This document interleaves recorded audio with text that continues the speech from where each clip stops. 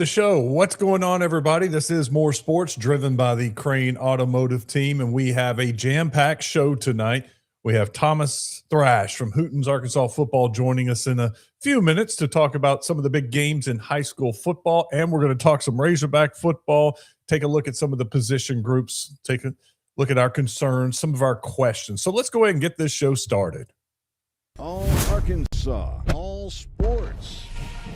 It's More Sports, driven by the Crane Automotive team.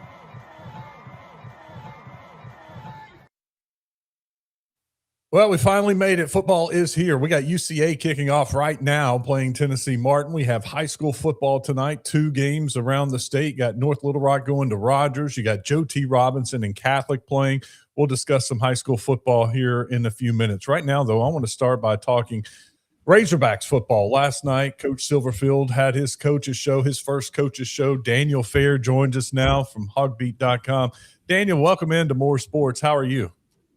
I am doing fantastic. It is still hot, but it's not as hot as it has been. So it's a good Thursday in the state of Arkansas so far. How are you? Man, I'm good. I'm honestly excited that we have real football games to talk about, whether it's UCA or high school football. Of course, tomorrow night, the big night for all the high school football teams. Last night, I want to hit on a couple of things that Coach Silverfield hit that it was a little it just stuck out. And one of those being, he said one question he has enough depth on the defensive line. And I honestly thought that was a position where they had created some depth, but he said that they still had to work to get some of these guys ready to contribute. How do you feel about the defensive line? I'm optimistic about the defensive line just from watching them in practice and throughout fall camp and that sort of thing. But I do share a little bit of the concern is not the right word to say here, but just a little bit more question marks. He kind of didn't really talk about David Oakey, left Trajan Odom out of there yesterday. It seems like at least 3 of the pass rushers are set, right? You got Quincy Rhodes, you got Hunter Osborne, and you got Steven Souls over there at the Jack, the hybrid outside linebacker defensive end spot. But I mean, there's that spot right next to Osborne on the interior there. There's still, I guess, it sounds like there might still be a question mark there. One thing that I noticed when Silverfield talked to us on Sunday after he named KJ the starter and all that stuff, somebody asked him about who the starters, if they kind of know that they're going to be starters, and he's like, hey, there might be people that you guys think are starting that won't actually start. We still need him to step up. And I was like, who on earth are they talking about? Because in my head, we've kind of solidified it, but and I'm reading through the tea leaves. I don't want to jump to conclusions here. David Oakey might be one of those guys. I know, as far as from what I've seen in practice, they've got some young talent there with Oakey, and then Carlin Jones, the USC backup, backing him up, and then Trajan Odom, but kind of seems like maybe it's not as solidified as we once thought it was going to be. Offensive line, though, sounded a lot better on the other side of the trenches. He said that when people ask him who's come along the furthest, he says he believes it's the offensive line. He mentioned the 5 guys who we think will be starting, although he said probably start for 3 of those guys, like the competition's still there. But then he said that they feel like they have depth on the offensive line. You agree?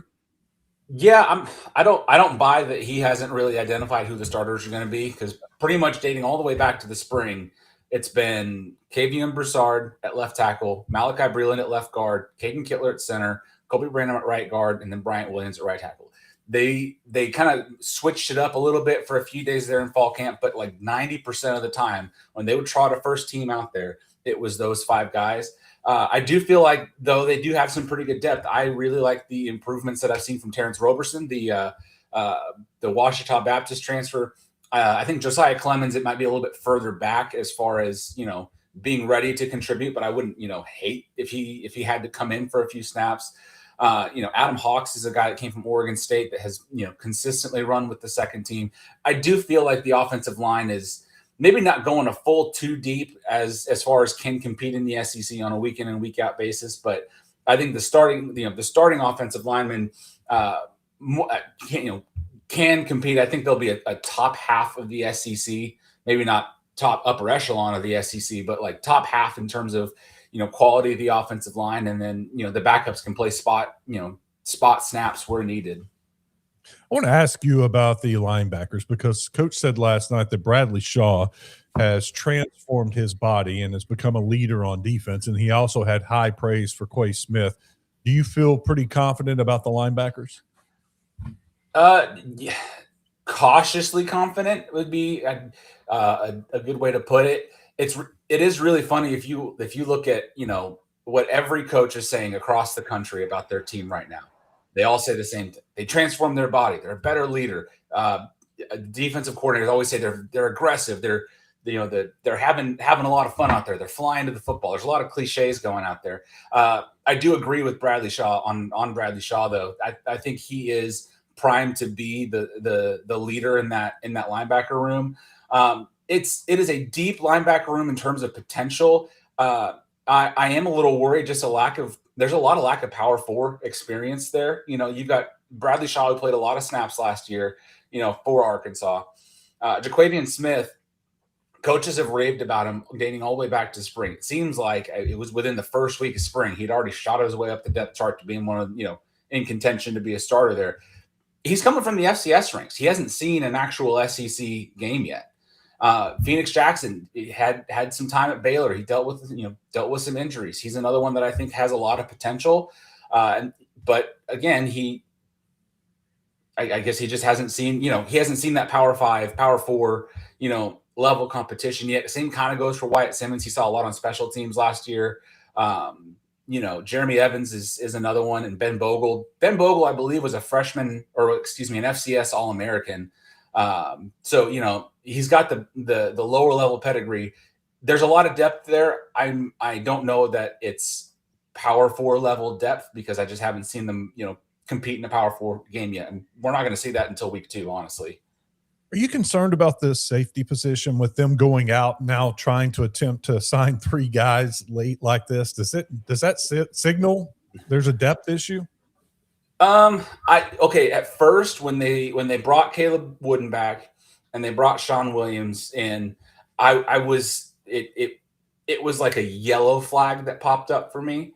Not necessarily like I didn't want to read too much into it. And just like on a quick note, in case you guys didn't see, Caleb Wooden and Sean Williams did get their TRO approved by a Washington County judge this morning. So they are eligible to play now for now. And then I think Brylan Green is kind of more of a cut and dry case. I think he's going to be, I believe he's fine as long as the NCAA doesn't knock down that Louisiana lawsuit. Side note, I'm so tired of talking about lawsuits. I'm so incredibly tired of talking about them. I thought my days as a reporter covering courts was over, but apparently not. But back to the safety depth there, I'm it's a little more of a we'll maybe call it an orange flag. I'm not ready to just throw up the red flag and be like, oh, they're terrible at safety now, without but it's one that I'm like, why are you bringing these guys in right now? Unless there was even in the slightest bit of concern about your safety depth. Silverfield talked about after both of the last 2 press conferences that they gave up too many explosive plays. It was really bad in the first scrimmage. He said they cut it in half in the second scrimmage. Outside of Christian Harrison, who I think is going to be a really good player, and then Miguel Mitchell, just kind of got to see it with him at this point. He's he didn't play great last year. He had some moments, but he wasn't really all that fantastic last year. Behind those guys, you got Kiori Maglor and Tay Lockett is a name that's been floated around there. I actually really like what I've seen out of Tay Lockett this fall. Even dating back to the spring. But I do believe that there is a slight depth concern there. Otherwise, I just don't see why they would all be targeting safeties at this specific moment 10 days before the season starts. 9 days, I guess now. Yeah. I got 2 more questions for you. Your biggest question mark on the team? Oh, there's so many to choose from. It's tough. I think the biggest question mark for me is going to be the quarterback. That's that's been the hot button issue or hot button question for the last couple of weeks. KJ Jackson, named the starter, doesn't have a ton of power forward experience. He played at times. He looked really good against Texas, and he looked pretty good against Missouri, but he played mop-up duty against Texas after they'd already pulled all their starters because they were up by a bazillion points. And Missouri, he rotated with Taylor Green, so we never got to get into a full rhythm there. I think he's got the tools to be, an SEC level quarterback, but I think the biggest question mark for me is how is he able to put all that together? On the other side of the ball, I mean, the secondary is the biggest question for me. I'll give you just a second one there. I think there's so many new starters. Coaches can talk all they want through fall camp about how the guys are gelling and they're going out to, they're going out bowling together. They're doing all this off the field stuff and they're really gelling as a unit. But until I see it on the field, it's just going to be really hard for me to trust a secondary with that many new faces. All right, last question. Which group do you have the most confidence in that you can hang your hat on them? They're going to have a good season. I'd say the running backs. That's the one that I feel the most confident about. I think Braylon Russell is going to be in for, a stellar season. We've talked about it several times. He's completely transformed his body. Another coach's cliche there, but he actually has. I mean, when he got to campus, he was over 250 pounds. He's at 227 now. I've never seen him look this slim. And he's still fast. He's still physical. And then, he'll be that nice 1-2 punch with Sutton Smith, who did participate in the scrimmage on Saturday. He'd been dealing with a lower leg injury kind of throughout fall camp, so we didn't really see a whole lot of him. But the final day, one of the final 2 days of practice, I think it might have been the second to last day of practice, they ran a team drill as we were leaving. He took a handoff. It seemed like he was dead to rights, made one quick cut and turned it into a 10-yard gain. That is the explosiveness that Sutton Smith can bring you. I mean, Arkansas saw it firsthand when he rushed for like 150 yards on him in week 3 or 4, whatever it was. So it's, both of those guys. And then I think they have a lot of good depth back there. I think Cam Settles is going to surprise some folks this season. Jasper Parker and Markeelan Batten is a guy that the coaches have really talked talked highly of just in the last few days. But fun fact about Markeelan Batten, his uncle is Jason Peters. I don't know if you guys actually knew that, but he's one that's kind of turned it on a little bit. It's a kind of a crowded room. I think the top two are completely set, and then I think it would probably be that mix of Settles, Batten, and potentially TJ Hodges, but they're kind of in that order would be my guess as far as who's going to contribute the most as in the backup role. But I think they've got a lot of depth there, and I really like that 1-2 punch with Russell and Smith. I agree. I can't wait to watch them run. Daniel, this was awesome. Thank you so much for coming on tonight. I hope you have a great weekend. Yeah, absolutely. Thanks for having me on, and we'll see you next time for your listeners. If you want more Arkansas Razorback coverage, hit us up over at hogbeat.com. We've got our 75% off sale still running. So $30 for an entire year. It does lock you in for basketball as well. That's been what I've been telling everybody, because basketball is, basketball's basketball here with John Calipari. So hit us up, and we'll talk to you next time. Coming up next, we have Thomas Thrash previewing some of the biggest games in high school football this week. Real quick, let me thank our sponsors. Arkansas is a hardworking state, and you need your dollar to go further. The Crane team is the home of affordability. They have fuel economy vehicles, low financing rates, and low prices. The Crane team is making it easy. We all do better when we help each other. So let the Crane team help you get on the road today. Visit craneteam.com. Centennial Bank is the sponsor of the ticker Strength, Consistency, and a Commitment to Building Trust. That is Centennial Bank. For generations, Arkansans have relied on Centennial Bank for steady guidance, local decision-making, and financial solutions that stand the test of time. Centennial Bank, built on relationships that last. Discover the strength of a bank that believes trust is earned every day. Visit my100bank.com or stop by your local Centennial Bank member FDIC. And if you're looking for security for your home or your business, I trust and recommend A+ Alarm and Security Services. I've been using them for 20 years and I've never had an issue. They deliver reliable protection you can count on. A+ Alarm truly is the key to peace of mind. Call them at 501-851-7587 or visit aplusalarm.net. It is time for some high school football. The season kicks off tonight. We have Thomas Thrash from Hootens, Arkansas football with us. Thomas, finally, we get some football tonight. Hey, it's awesome. It's football season. This is great. And, the weather's cooperating a little bit. It's not 110, 112 heat index. It's a little nicer. It's not perfect yet, but it is going to be a little nicer tonight and tomorrow night than we've been seeing here in August. Let's get right to it. Let's talk about some of the – because we have good games in week 0. It always starts. It always starts with the Salt Bowl, and that is the Hootens game of the week. Of course, it's got to be, right? Bryant's won this how many times in a row? I think the 21st century they haven't lost. But Bryant is the clear favorite. But I'm not counting out Benton though. I mean, Benton looked good in their scrimmage. They're clearly the top 6A team. Bryant is just another beast though. But I do look forward to this game being a little closer than people think. You stole my thunder, basically. That's exactly what I was going to say. You got to pick Bryant, or at least I do, because you have to. Show me, right? And Bryant's the defending 7A champs. I do think this is the year, though, that Benton has narrowed the gap, and especially in the trenches, I feel like that they can keep this game competitive and a lot closer than it's been in years past. If I wouldn't be surprised if this is the year, though, they get the win. It wouldn't shock me. No, I would not be surprised. You can't pick it, but you wouldn't be shocked. No, I want to pick against Bryant. Yes. I want to, but I can't. That's the good way of putting it. All right, let's move down to the 6A game of the week, and we've got Van Buren and Alma. Hey, so this is the Battle of the Bone. They've had this, and I don't know the records for the schools, but it's a really cool game to go to. It's a great atmosphere. The Battle of the Bone meaning two dogs as mascots.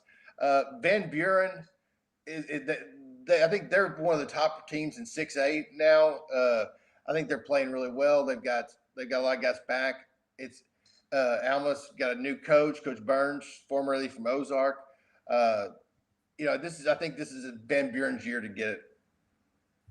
Yeah, I got to go with Van Buren too. Van Buren's one of the better teams in 6A. I think they got a chance to make a little run in the 6A West. So I think this is a great game for them to get off and to win that Battle of the Bone. All right, we're going to skip down to 5A now, and we'll take a look at the game that's about to kick off here in just a few minutes. We got Joe T. Robinson and Catholic at War Memorial Stadium. This is going to be an exciting game. Robinson's tough right now. Reese Simpson, their quarterback, is playing really well, and if he plays this well all season, they're going to be tough to beat because just their defense is so good. I got Robinson this one. Yeah, I do too. I think it may be the first game at War Memorial Stadium, and we could see him at War Memorial Stadium in the last game of the season. All right, in 4A, I'm having a little issue with my graphics, so we'll come right back to us. 4A, we've got a good one, a couple of good 4A. Stuttgart and Lone Oak. Yes, this is a really good Stuttgart at Lone Oak. Lone Oak's got a bunch of guys back. They've got a good defense. Coach Benberg, formerly of Parkview, has been there a couple of years, and he's really done a good job with that team. But Coach Price and Stuttgart, they're tough. Kane Price, his son, the quarterback, is one of the better players in the state. At quarterback, he can throw the ball, he can run the ball, he can kind of do everything. And so look for Stuttgart to get a win, but it'll be a tough game, tough, hard-fought game in the trenches. Price is going to Texas State University. He's at least committed, Kane is, to Texas State University, my alma mater. So you're not going to find me picking against I almost called them Southwest Texas State because that's what they were when I was there. I'm not going to pick against Texas State probably all season. So I'm going with Stuttgart also. Let's go down to the 3A game of the week. I got that one pulled up, and it is Monticello and Fordyce. This is a really good game for the early on. This is two of the best running backs you'll see in the state going against each other. Achilles from Monticello and Gamble from Fordyce. And then Fordyce is always got a good defense. Monticello's big, fast. I mean, it's a fun game. It's at Fordyce, and so it should be a great atmosphere. This is one I'm actually going to film. Oh, I was about to say I'd love to be there. You get to be there. That is awesome. This is the kind of game, like the Salt Bowl's great, but go to a Fordyce, game at home early in the season. It's tough to beat, especially small town schools. Did I hear a pick in there? No, you didn't. I'm going Monticello, but Monticello's going to make some noise in the 4A this year. All right. I was going with Monticello. Make noise in the 3A.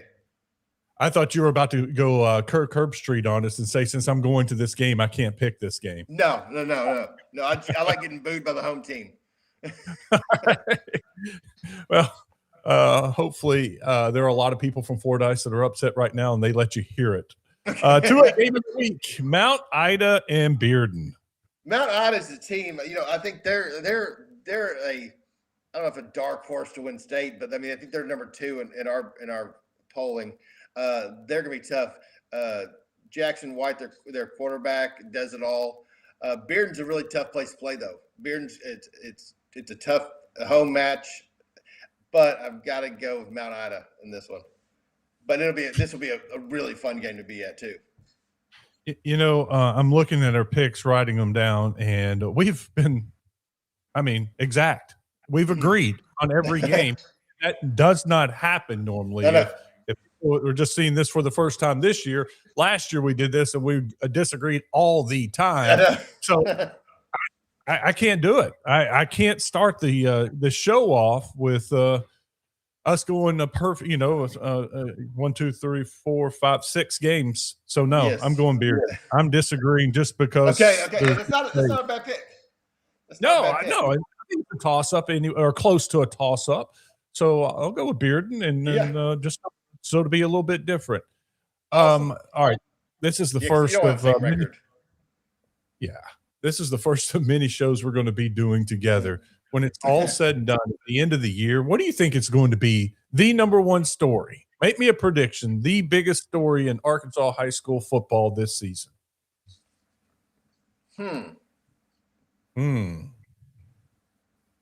Sheridan. Wow. Sheridan could be something crazy. If they have a defense this year at all, they'll make some. They can make a run in the playoffs, and they hadn't done that in years. Really, they've had 4 winning seasons in 40 years. So this is probably their year if they're going to have one. I thought you were going and take mine. This is the year for Conway to get over the hump. They get into Conway's the state championship. Yeah, I think so too. Or Bentonville, but I think Conway would be the bigger story. Bentonville has been there. Thomas, we appreciate it. Thank you for previewing the games. We will talk to you next Thursday. Enjoy the games tonight and tomorrow night. All right. See you soon. Arkansas, the natural state. We love being outside. Whether you're fishing, hunting, hiking a mountain, or having a day on the lake, the Crane team helps you get there with a great selection of trucks and SUVs. New full-size four-wheel drive crew cabs like F-150, Sierras, and Silverados are discounted up to $13,000 off, and you can get interest rates as low as 0% on a great selection. Let the Crane team help you get outside and enjoy our beautiful state. Visit us today at craneteam.com. Strength isn't built by chance. It's built step by step, choice by choice. At Centennial Bank, we believe it's the everyday actions, done with care, done consistently, that lay the foundation for something greater. That's how we build trust. That's how we build strength. Let us help you create a strong financial game plan. When we work together, we win together. Centennial Bank, member FDIC. We have more high school football tomorrow night. We will be live around 9:45, 10 o'clock with the post-game show. We'll be taking a look at all the scores from around the state and having coaches from all over the state join us to talk about their game. They'll just be popping in left and right. Who knows which coaches will join the show. Last year, at times, we would have 10 to 15 different coaches joining us, sometimes 2 at a time, to discuss their game and some of the big plays and some of the key players to lead them to a victory. So it should be a fun. I've always enjoyed it. Hope you can join us tomorrow night. Hope you enjoyed this show. Please hit the like button and please subscribe. Take 2 seconds and hit the subscribe button. Turn on your notifications. That way you know when there's another More Sports episode. We will be back here tomorrow night, a little later than normal. All Arkansas, all sports. It's More Sports, driven by the Crane Automotive Team.